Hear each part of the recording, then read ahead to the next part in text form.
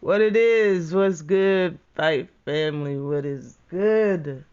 Um, yeah, I gotta talk about this main event, this very important all women's card. I heard it's gonna be broadcast over 100 countries. This is a big fight, I believe it's gonna be on Sky Sports and on ESPN. Um, Man, Claressa Shields versus Savannah Marshall, the main event that's happening this weekend, is going to be straight fires. A middleweight fight at 160 pounds.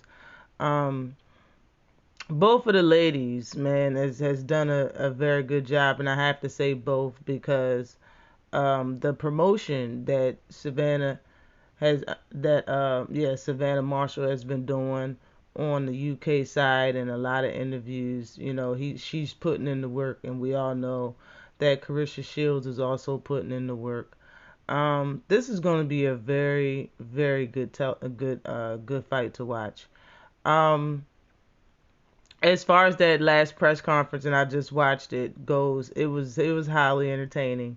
I have to admit, Claressa Shields really stood up for herself, because it's a lot of people in there that's rooting for Savannah. Even people that asked her questions said if and when you lose, and asked her a question. I was like, wow. That's like the reporters is really going off. But it's a lot you can really say about this fight. But as far as the fight is concerned, man, I'm just gonna get on with it because it's a lot, and I'm gonna try to make this a short video. But this is my first video that I'm making on this fight, so I'm gonna go ahead and start with the specs. Claressa Shields is 12-0 with 2 knockouts. She's ranked number 1 in the world. She has fought for 101 rounds total. Her knockout percentage is 16.67%. She's been pro for 6 years. She's 27 years old, 5'8", with a 68-inch reach, and she fights out of Flint, Michigan. And this will be her 6th fight versus an undefeated fighter. Okay, as Marshall's undefeated, she has fights, 5 previous fights that she beat and took someone's O already. Savannah Marshall is 12-0 with 10 knockouts. She's number 2 in the world. She's ranked number 2 in the world, and she's ranked number 1 in Britain. She has fought for 44 total rounds. Her knockout percentage is 83.33%. She's been pro for 5 years. She is 31 years old. She's 5 feet 11 inches and a half tall. Okay, so she's 5'11 and a half, and she's fighting out of the UK. Um, and she's fought 3 undefeated fighters, and this would be her 4th undefeated fighter that she's faced. The difference is when it comes to the undefeated fighters, though, is that all of Shields fighters, everybody that Claressa Shields has fought that was undefeated had double the amount of fights that Shields had. For an example, one of the people she fought was 24-0. One was 21-0, and so on and so forth. And this would be Claressa Shields' 13th fight. Um, this would be Savannah Marshall's 13th fight. But as far as the undefeated fighters that she fought one that was 4-0 when she was 4-0, and she's fought one that was 2-0 when she was 7-0, and so on and so forth. And well, actually, she only fought 3 undefeated fighters. Her last one was 16-0. She fought somebody that was 16-0 2 fights ago last year. But when during the press conference, that's one thing that Claressa Shields pointed out, and I must say that she's been speaking very well. Even though this is trash talk, she's getting right to the point, but she's biting the head off of Marshall damn near every time they're in front of each other talking. But she basically said that, when they were talking about her record, that everybody that she's fought, she didn't really, she was just getting warmed up, and she only had a few fights, and she was fighting people that was world champions or ex-world champions and had a lot of fights. And that's a fact. And when I looked at both of their records, of course Shields has the better record resume, but as far as like the way a lot of people in the UK, as well as the trainer, I believe is Peter Fury, that's what he was saying. Is basically about, he was talking about the records and whatnot. But besides from the press conference recently, I'm ready for this fight. I'm ready to see them both weigh in tomorrow and just going to get this party started on Saturday. The fight is going to be pretty early because it is taking place in the UK, so I need everybody to remember that. And I need to remember that and also get the times for that. But getting right down to the fight, man, when you if you seen the fight, the amateur fight in between them both, I didn't see it. I missed that. I missed out on an opportunity before they took it down. But I did see some highlights on it, and both of them fight different. Both of them are better fighters. And what I can say is Savannah Marshall fights totally different than what she did in that amateur fight. I have to admit that. She fights totally different. There wasn't a lot of Tyson Fury-esque type fighting, and that's really what she fights like. Like she kind of bobbles back and forth, and she does the little kind of that herky-jerky movement, but hers is a lot more subtle than Tyson Fury's. She likes holding her left. Marshall likes holding her left hand down, and she flicks the jab out there. So it's a pretty long jab, and it makes you think like she's loading up on that right hand for a nice straight or a nice hook with that right hand to lay you out, since she is a power puncher. But it's not true. Her punch that lays people out is her left hook, not her right hand at all. Her right hand is pretty nice. I've seen girls eat straight rights from her. But as far as that left hook is concerned, it knocks girls all over the place. So that's what Claressa Shields' concern is going to be from Marshall's offense. And when she throws that left hook, she can start with a lead left hook, but she's not just going to throw it. If she throws it, she's going to jump towards you to throw it to get some type of put her legs in it, or she's going to bend forward in the opposite direction and then come up with that left hook. So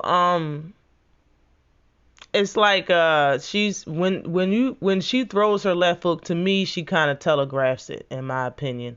She doesn't really throw straight punches unless it is a jab, and just like I said, it's a very long jab. She doesn't really have good hand speed.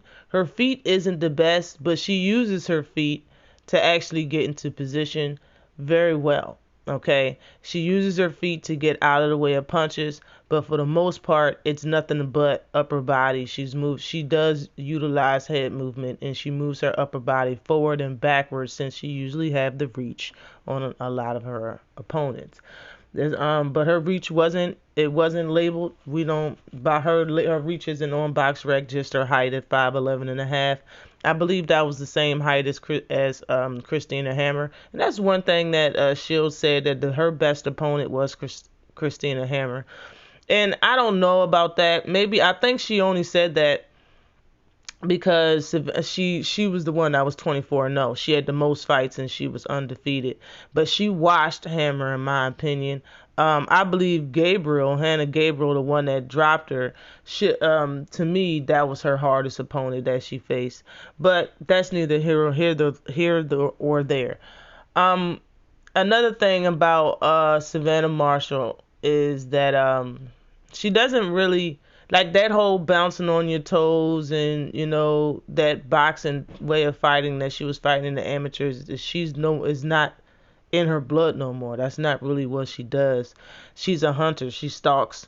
She does throw a little boxing just to get you to open up to throw something back, so she can throw that nice left hook and land it on you.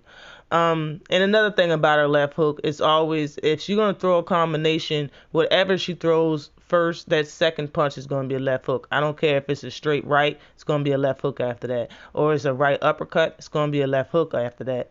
She throws to the body sometimes when she's in. If someone grabs her head or she's in the clinch, she's gonna throw body punches.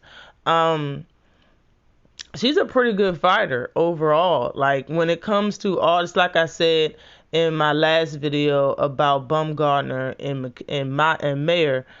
It's not really a lot of talented female boxers out there. So given her record and the people she fought that's on her record, that's why she gets first and second round knockouts, because she's a puncher and she knows how to get a fighter to open up so she can land something heavy on you. That is what she does. That is her bread and butter. Defensively, Marshall don't really have no guard. Okay, she don't have no upper guard, mid guard, high guard, nothing. She don't have no guard. Her defense is strictly upon head movement and her moving out of the way of your punches. The way I see it though is, being that she is the one that's everybody's talking about her punch power, and I understand she's 12-0 with 10 knockouts. Only people she didn't knock out was her pro debut, went 4 rounds that was scheduled, and she fought somebody and she went 10 rounds with him. With her Yana Ozo or Ozik or whatever her name is. She fought her and she went 10 rounds with her. I watched that fight. And the girl that she fought just was very tough. She had regular shoes on though. She didn't even have boxing shoes on. I believe she fought 2 other people after Savannah Marshall, after she lost to her by a unanimous decision in a 10-round fight. And she retired because she hasn't fought since 2019. But I watched that fight, and anybody want to see any footage on her, you should watch that fight. I believe her last name is spelled Orozco. She fought Marshall, and she was mostly a punching bag. She was trying in there, but Marshall did drop her, but she couldn't get her out of there. And to me, it's like when she do fight, when this fight does happen, Shields versus Marshall, since Marshall's the one that's been talking about hurting Shields and landing the power punch is really what she does. That's what she into. And I understand that it's pretty entertaining, of course. Knockouts are always entertaining no matter what, if it's men or women that's fighting. So, I would, instead of being the aggressor, I would allow I would allow Savannah Marshall to be the aggressor. It seems like she got a lot to prove, in my opinion. Shields don't have a lot to prove. All she needs is the W. But Marshall's the one that's saying that she's going to hurt her and she's going to win this fight by power, and applying pressure. So I will allow her to apply pressure if I was Shields. If I was Shields, I would be the one that's trying to counter and make her look silly and getting her frustrated. But knowing Shields, I believe she's gonna fight her kind of in the same way that she fought Christina Hammer. I believe that she's gonna be defensive, but she's gonna want to keep that jab in Marshall's face. That's what I believe she's going to do. There's nothing wrong with that if she can try to contain her with that jab, but I don't know if that's going to be a good idea because Marshall, just like I said, is looking for one punch. And Marshall's the taller fighter. She has the longer reach. And if she can handle those jabs, I'm not saying everything that Claressa Shields throw at her, but if Marshall can handle those jabs, she can time a nice power punch or that left hook in between those jabs. And I don't know, how Shields is going to take it or not, and that's really not my point. She don't need to get hit by it at all if she be smart in this fight. And I believe that, they're going to come up with a good game plan to make sure that she doesn't get hit with nothing huge. You know what I mean? But I believe both sides have a B, and C game plan. Savannah Marshall said that Alicia Baumgartner's trainer used to be her trainer, and they said that Baumgartner's trainer was Tony Harrison. Maybe she's talking about some different trainer, but if it's Tony Harrison, man, that's something that I didn't know at first.